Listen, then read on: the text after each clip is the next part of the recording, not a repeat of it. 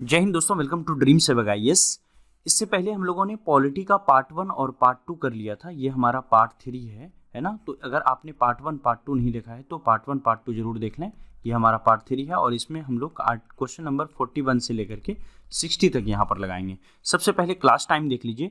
Current affairs की class सुबह 8 बजे होती है और करंट अफेयर्स के बदले में कभी कभी हम लोग मॉर्निंग के क्लास में हम लोग यहाँ पर इंग्लिश को भी करेंगे और साथ ही साथ इंग्लिश की हिंदी की जो क्लास है वो शाम के 6 बजे और हिंदी की जगह पर कभी कभी हम लोग टीचिंग लर्निंग एनवायरनमेंट भी वीक में 2-3 डेज करेंगे, है ना। जीके जीएस की क्लास शाम 7 बजे चलेगी। तो कुल मिलाकर के 3 टाइमिंग होगा, एक सुबह 8 बजे, शाम को 6 बजे और शाम को 7 बजे। ये 3 क्लासेस पर डे यहाँ पर चलती हैं और सब्जेक्ट इसी में हम अल्टरनेटिव करके चेंज करके आपके लिए चलाएंगे ताकि आपकी एग्जामिनेशन से पहले सारी सिलेबस कवर हो जाए। देखिए, बहुत सारे बच्चों का डिमांड आ रहा था, सर एक व्हाट्सअप ग्रुप बनाया जाए। तो आप ही लोगों के डिमांड पर, सैकड़ों डिमांड आने के बाद हमने यहाँ पर व्हाट्सएप ग्रुप बनाया है जिसमें आप डेडिकेटेड होकर के तैयारी कर सकते हैं। क्या क्या फायदा मिलने वाला है व्हाट्सएप ग्रुप का, सबसे पहले देखिएगा। सबसे पहले स्पेशल डे टू डे आपको गाइडेंस यहाँ पर दिया जाएगा, टारगेटेड टिप्स एंड ट्रिक्स दिया जाएगा, कैसे आप जो है कम टाइम के अंदर में 100+ मार्क्स ला सकते हो, उसके लिए हम यहाँ पर बताएंगे आपको। और साथ ही साथ जो इंस्टेंट क्लास PDF है, जैसे क्लास होगी, क्लास होने के जस्ट 5 मिनट के अंदर अंदर आपको उसकी PDF जो है इस व्हाट्सएप ग्रुप में देखने को मिलेगा। टेलीग्राम ग्रुप पर भी ये PDF मिलेगा, लेकिन टेलीग्राम ग्रुप पर जो है एक दिन के बाद, 1 डे लेटर, एक दिन के बाद PDF अपलोड किया जाएगा। लेकिन व्हाट्सएप ग्रुप के अंदर में जो है इंस्टेंट, जैसे क्लास होगी 2 से 5 मिनट के अंदर जितना टाइम अपलोड करने में लगेगा उतने टाइम में आपका PDF अपलोड कर दिया जाएगा। पर्सनल क्वेश्चन जो आपके एग्जाम से रिलेटेड होंगे, जैसे सर फॉर्म कब आएगा, है ना, फॉर्म में क्या क्या डिमांड होंगी, इस तरह की जो भी क्वेश्चंस होंगे उसको जहाँ तक होगा आपके हर एक सवाल का जवाब दिया जाएगा। इसके अलावा 1 मार्क्स के बहुत सारे ऐसे एरियाज़ हैं जहाँ से एक नंबर के क्वेश्चंस पूछे जाते हैं, है ना। वो चीज़ें, उसकी जो PDF है आप तो वहाँ से कर नहीं पाओगे। आप उन चीज़ों की PDF, उन चीज़ों की स्क्रीनशॉट, अगर आप एक पेज को पढ़ लेते हो तो 1 नंबर आपका वहाँ से आ जाएगा। ऐसे ऐसे PDFs जो है आपको यहाँ पर इस व्हाट्सएप ग्रुप के अंदर में प्रोवाइड करेंगे ताकि एक नंबर जुड़ते जुड़ते आप 100+ तक चले जाओ और आपको गवर्नमेंट कॉलेज यहाँ पर मिल जाए। इसकी फ़ीस कितनी रखी गई है? मात्र 200 रुपया फ़ीस रखी गई है।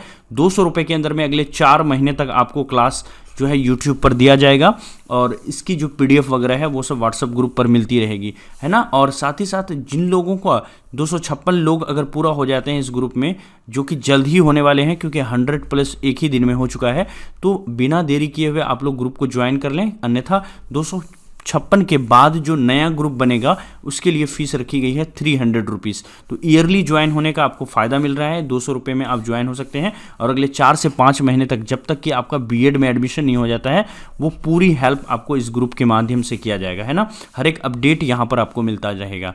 अब देखिए कैसे आपको ज्वाइन करना है। इस नंबर को आपको सेव करके 7903757211 को सेव करके, और इस पर आपको गूगल पे, फ़ोनपे, पेटीएम जो भी माध्यम है उससे आप 200 रुपीज़ का पेमेंट कर लें। अगर आपके अकाउंट में नहीं है तो आप किसी और से पेमेंट करवा लें और उसकी स्क्रीनशॉट आपको इसी नंबर पर व्हाट्सअप कर देना है। और साथ ही साथ आपको आपका नाम क्या है वो आपको बताना है और साथ ही साथ जो आप जिस नंबर से ज्वाइन होना चाहते हो वो नंबर आपको सेंड करना है और आपको अगले 6 घंटे का वेट करना है पेमेंट वेरिफिकेशन होने के बाद, है ना।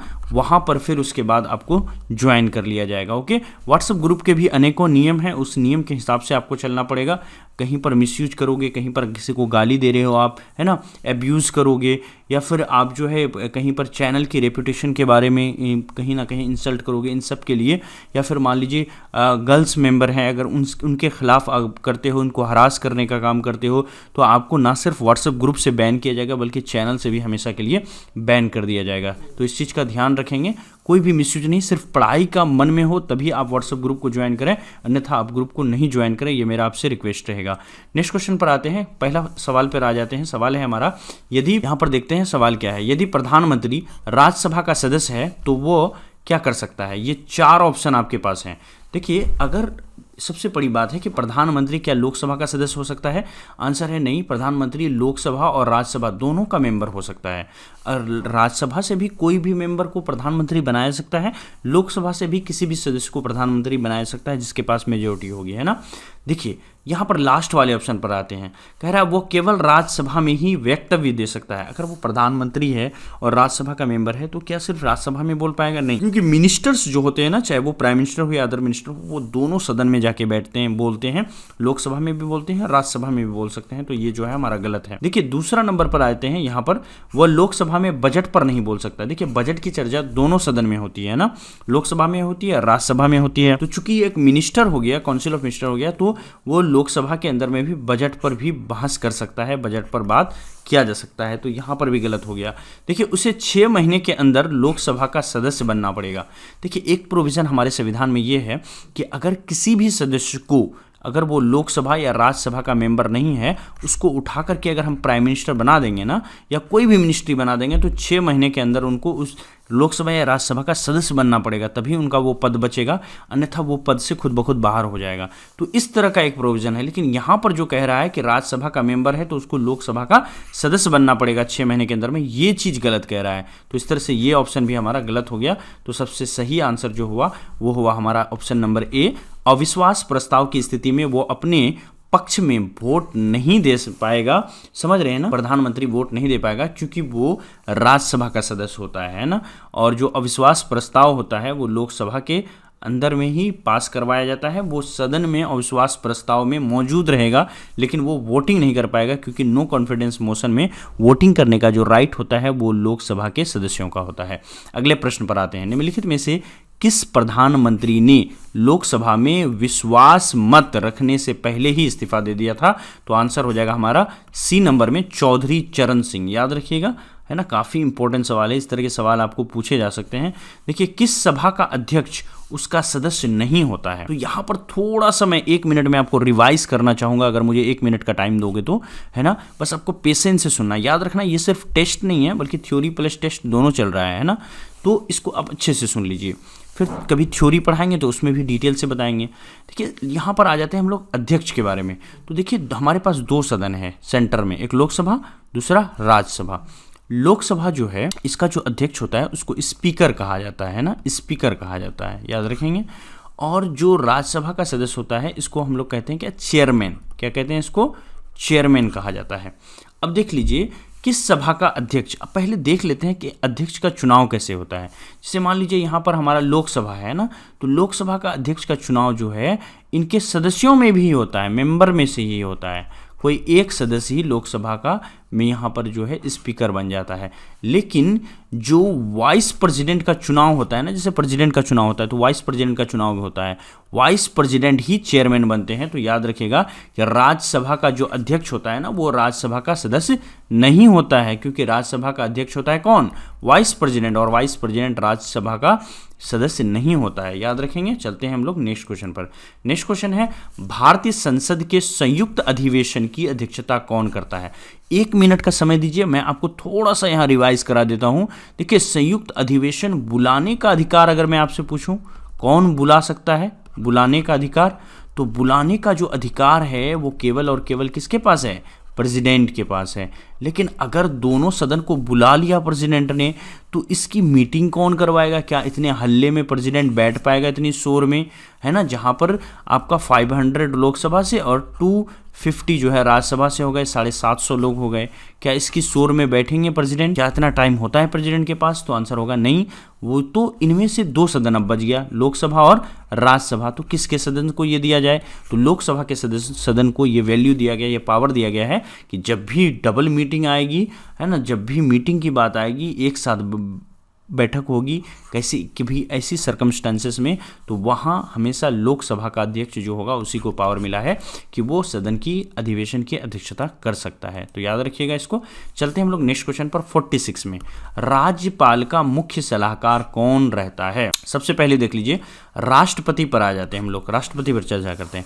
देखिए राष्ट्रपति के पास अनेकों काम होते हैं। राष्ट्रपति जो है हमारा अपना काम आसान करने के लिए इन्होंने क्या किया है? इन्होंने गवर्नर को चुना है, राज्यपाल को चुना है। हर स्टेट में एक गवर्नर होगा। जो काम राष्ट्रपति सेंटर में करेगा ना वही काम गवर्नर करेगा कहाँ पर? स्टेट में। याद रखिएगा इसको, है ना।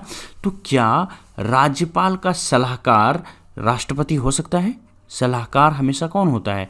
जो लोअर रैंक का होता है, राज्यसभा की नियुक्ति ही राष्ट्रपति करती है। तो आप क्या राज्यपाल जो है क्या उससे नीचे का पद है? तो एक चीज तो क्लियर है कि हमारा राष्ट्रपति यहाँ पर नहीं होगा, है ना। अब आ जाते हैं लोकसभा अध्यक्ष को। लोकसभा अध्यक्ष को कोई भी मतलब नहीं होता है राज्यपाल से या फिर स्टेट से, तो ये भी हमारा नहीं होगा। मुख्यमंत्री, देखिए क्या होता है, मुख्यमंत्री सीएम और यहाँ पर गवर्नर की बात करते हैं, है ना। तो यहाँ पर देखिए गवर्नर को जो है एक रक्षक के तौर पर लाया जाता है ना, ताकि वो चीज़ों की, संविधान की रक्षा करे, स्टेट के अंदर में कॉन्स्टिट्यूशनल पावर का मिसयूज ना होने दे। वहीं पर यहाँ पर हम सीएम को भक्षक कह सकते हैं ना, तो ये भक्षक होता है और ये जो होता है रक्षक होता है। क्या भक्षक जो है वो रक्षक का सलाहकार हो सकता है? आंसर होगा नहीं, है ना। इसको नेगेटिव सेंस में नहीं लीजिएगा, भक्षक और रक्षक को बस आपको समझाने के लिए कहा है। तो मुख्यमंत्री जो है वो राज्यपाल होता ही इसीलिए है ताकि मुख्यमंत्री की निगरानी कर सके कि मुख्यमंत्री कोई भी पावर का मिसयूज ना करे, है ना। उसको रोकने के लिए होता है ना, वहाँ पर सपोर्ट करने के लिए भी होता है, रोकने के लिए भी होता है। तो कभी भी यहाँ पर मुख्यमंत्री जो है वो क्या होता है, सलाहकार नहीं होता है। तो राज्यपाल का जो मुख्य सलाहकार होता है वो उच्च न्यायालय के मुख्य न्यायाधीश, न्यायमूर्ति होते हैं, मुख्य न्यायाधीश होते हैं। तो याद रखिएगा कि जैसे पटना का अगर मान लीजिए कोई राज्यपाल है तो पटना हाई कोर्ट के जो जज होंगे वही जो है क्या होंगे, मुख्य सलाहकार होंगे वहाँ के जज के। चलते हैं नेक्स्ट क्वेश्चन पर। नेक्स्ट क्वेश्चन है हमारा, विधानसभा में धन विधेयक किसकी पूर्व अनुमति पर पेश किया जाता है? तो सबसे पहले आ जाते हैं, देखिए धन विधेयक के बारे में थोड़ा सा आप जान लीजिए। देखिए धन विधेयक के बारे में सबसे पहले जान लीजिए, सेंटर में सिर्फ लोकसभा के अंदर में इसको इंट्रोड्यूस किया जा सकता है और स्टेट में सिर्फ विधानसभा के अंदर में इंट्रोड्यूस किया जा सकता है, विधान परिषद में नहीं किया सकता है। और धन विधेयक कभी भी राज्यसभा में पहले पेश नहीं किया सकता है, ये भी याद रखिएगा। पहली पॉइंट तो ये चीज़ हो गई। दूसरा पॉइंट याद रखिएगा कि धन विधेयक के लिए अनुमति लेनी पड़ती है। अगर सेंटर का मामला है तो प्रेसिडेंट से लेना पड़ेगा, है ना। अगर स्टेट का मामला है तो याद रखिएगा किनसे लेना पड़ेगा, गवर्नर से लेना पड़ेगा। तो यहाँ पर क्वेश्चन पढ़िए, विधानसभा में धन विधेयक किसकी पूर्व अनुमति में पेश किया जाता है? तो विधानसभा चूंकि स्टेट का मामला है इसलिए हमको किससे, गवर्नर से यानी राज्यपाल से पहले से अनुमति लेनी पड़ेगी, है ना। चलते हैं हम लोग नेक्स्ट क्वेश्चन पर। नेक्स्ट क्वेश्चन पर जाने से पहले आपको क्या करना है, अगर आपको क्लास की सभी अपडेट चाहिए, सभी पीडीएफ वगैरह चाहिए तो आप कैसे ज्वाइन कर सकते हैं? आपको टेलीग्राम ऐप को प्ले स्टोर से डाउनलोड करना है, TELEGRAM। फिर आपको ड्रीम सेवक IAS उसमें लिख करके सर्च करना है। जैसे ही आप सर्च करोगे टेलीग्राम में BED 2022 वाली ये ग्रुप मिल जाएगी, इसको आपको ज्वाइन कर लेना है। और साथ ही साथ ड्रीम सेवक IAS का ये जो ऑफिशियल हमारा चैनल है इसको भी आपको क्या कर लेना है, ज्वाइन कर लेना है। चलते हैं हम लोग आगे नेक्स्ट क्वेश्चन पर। नेक्स्ट क्वेश्चन है हमारा यहाँ पर, राज्यपाल का कार्यकाल होता है। तो बताइए राज्यपाल का जो कार्यकाल होता है वो कितने वर्षों का होता है? तो देखिए राज्यपाल का कार्यकाल जो है 5 वर्ष, 6 वर्ष राष्ट्रपति के आदेश पर और 6 वर्ष की आयु तक, 60 वर्ष की आयु तक। देखिए राज्यपाल का कोई कार्यकाल नहीं होता है। राज्यपाल जब तक राष्ट्रपति चाहे राज्यपाल को कहीं पर भी रख सकता है। तो राष्ट्रपति के प्रसाद पर्यंत जो है राज्यपाल का कार्यकाल होता है। कोई यहाँ पर फिक्स टर्म यहाँ पर नहीं होती है या एजेस पर डिपेंड नहीं करता है। नेक्स्ट क्वेश्चन पर आते हैं, स्वतंत्र भारत में निम्नलिखित में से कौन सी महिला किसी राज्य की पहली महिला राज्यपाल थी? तो आंसर हो जाएगा क्या, ए नंबर में हमारा सरोजनी नायडू। इस चीज़ को याद रखिएगा। चलते हैं हम लोग नेक्स्ट क्वेश्चन पर। नेक्स्ट क्वेश्चन है, जम्मू कश्मीर का सदर रियासत का पदनाम बदल करके राज्यपाल का नाम कब किया गया था? तो इस चीज़ को अभी आप लोग याद रखिएगा, वर्ष 1965 ईस्वी में किया गया था, है ना। चलते हैं हम लोग नेक्स्ट क्वेश्चन पर। नेक्स्ट क्वेश्चन है, विधानसभा सदस्य निर्वाचित होने के लिए न्यूनतम कितनी आयु होनी चाहिए? तो हम सभी जानते हैं कि विधानसभा का सदस्य होने के लिए, लोकसभा का सदस्य होने के लिए 25 वर्ष। अगर आपको राज्यसभा का मेंबर बनना है तो आपका एज जो है कितना होना चाहिए, 30 ईयर्स रहना चाहिए। अगर आपको विधान परिषद का मेंबर बनना है तब भी आपका एज जो है कितना होना चाहिए, 30 ईयर्स तक होना चाहिए। क्लियर है। चलते हैं हम लोग फिर नेक्स्ट क्वेश्चन पर। नेक्स्ट क्वेश्चन है हमारा, विधान परिषद का विघटन कितने वर्षों पर होता है? देखिए विधान परिषद जो है ये एक परमानेंट हाउस होता है। जिस तरह से राज्यसभा सेंटर में एक परमानेंट होता है उसी तरह से विधान परिषद भी राज्य में एक परमानेंट हाउस होता है। तो इसका कभी भी डिसॉल्व या कभी भी विघटन नहीं होता है, इस चीज़ को याद रखिएगा। चलते हैं हम लोग नेक्स्ट क्वेश्चन पर। नेक्स्ट क्वेश्चन है, वर्तमान में कितने राज्यों में विधान परिषद अस्तित्व में है? तो देखिए कितने राज्यों में विधान परिषद है, इस चीज़ को याद रखिएगा। तो आंसर हो जाएगा हमारा 8 कुंभ, है ना, 8 कुंभ। आंध्र प्रदेश, तेलंगाना, कर्नाटका, उत्तर प्रदेश, महाराष्ट्र, बिहार, ये 6 ऐसे स्टेट हैं जहाँ पर क्या है हमारा विधान परिषद है। पहले 7 में था, अब जो है जम्मू कश्मीर चूँकि स्टेट नहीं रहा तो इसलिए हम यहाँ पर 6 लेके चलेंगे। चलते हैं हम लोग नेक्स्ट क्वेश्चन पर। नेक्स्ट क्वेश्चन है, संविधान का व्याख्याकार और संरक्षक कौन है? देखिए, संविधान की व्याख्या करने का अधिकार एकमात्र व्यक्ति को दिया गया है, एकमात्र संस्था को है, वो है सर्वोच्च न्यायालय, क्योंकि यहाँ पर काफ़ी पढ़े लिखे एजुकेटेड जजेस वगैरह होते हैं और ये संविधान को यहाँ पर खंगालते हैं, संविधान की रक्षा करते हैं। रक्षा कैसे करते हैं? जब भी सरकारें हमारी फंडामेंटल राइट्स या संविधान के किसी प्रोविजन से बाहर जाके काम करती है, कानून बनाती है, तो उसको जीरो करने का, उसको नल करने का, उसको वाइड करने का अधिकार जो है वो हमारा किसके पास होता है? सर्वोच्च न्यायालय के पास होता है। तो इस तरह से आंसर हो जाएगा हमारा 54 का सी नंबर। चलते हैं हम लोग नेक्स्ट क्वेश्चन पर।